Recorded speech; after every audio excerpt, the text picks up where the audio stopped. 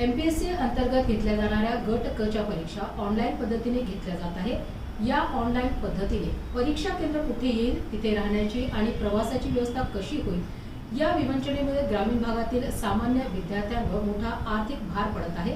अनेक ठिकाणी ऑनलाईन परीक्षा दरम्यान नेटवर्कच्या गंभीर समस्या उद्भवतात, ज्यामुळे वर्षे प्रामाणिकपणे अभ्यास करणाऱ्या तरुण उमेदवारांचे मोठ्या प्रमाणावर असंतोष व भीतीचे वातावरण निर्माण होते। 2023 मध्ये झालेली मोठी पदभरती ही ऑफलाईन पद्धतीने अत्यंत यशस्वीपणे पार पडली होती आणि त्यावेळेस सर्व विद्यार्थ्यांनी या प्रक्रियेबद्दल पूर्ण समाधान व्यक्त केले होते। त्यामुळे ही परीक्षा ऑनलाईन न घेता संपूर्णपणे ऑफलाईन पद्धतीने घेण्यात यावी आणि नवतरुणांना सहकार्य करण्याची मागणी आज विधिमंडळात विलास भुमरे यांनी केली। सन्माननीय सदस्य विलास भुमरे। अध्यक्ष महोदय, धन्यवाद।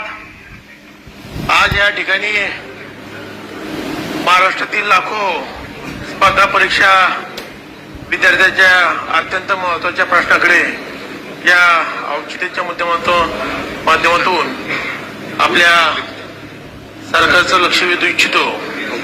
आज या ठिकाणी महाराष्ट्र लोकसेवा आयोगामार्फत एमपीएससी गट क च्या ज्या भरती स्पर्धा परीक्षा आहे, या ज्या ऑनलाईन पद्धतीने परीक्षा घेतल्या जातात, त्यामध्ये विद्यार्थ्यांमध्ये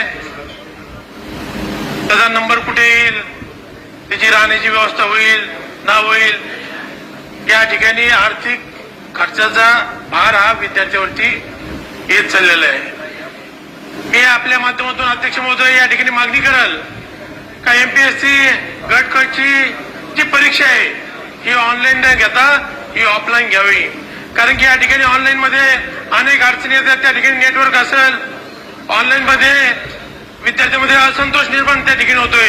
या उलट मी सांगाल का या ठिकाणी 2023 मध्ये मोठ्या प्रमाणात त्या ठिकाणी भरती झाली होती आणि ऑफलाईन पद्धतीने झाली होती, त्यावेळेस सर्व विद्यार्थ्यांनी समाधान त्या ठिकाणी व्यक्त केले। म्हणून अध्यक्ष महोदय, हा आपल्या तरुणांचा महाराष्ट्रातला महत्वाचा विषय आणि या ठिकाणी तरुण अनेक वर्षे त्या ठिकाणी एमपीएससी तयारी करत असतो आणि परीक्षेच्या वेळेस त्याला असंतोष त्या ठिकाणी निर्माण होतोय। तर आपल्या माध्यमातून माझी विनंती आहे की ही ऑनलाईन न घेता ऑफलाईन या परीक्षा घ्याव्या। आपल्या माध्यमातून अध्यक्ष महोदय मी या ठिकाणी विनंती करतो आणि या प्रश्नाकडे आपण गांभीर्याने लक्ष देऊन या माझ्या नवतरुणांना या ठिकाणी आपण सहकार्य करावं ही विनंती करतो। धन्यवाद। सन्माननीय सदस्य श्री राजू तोडसाम।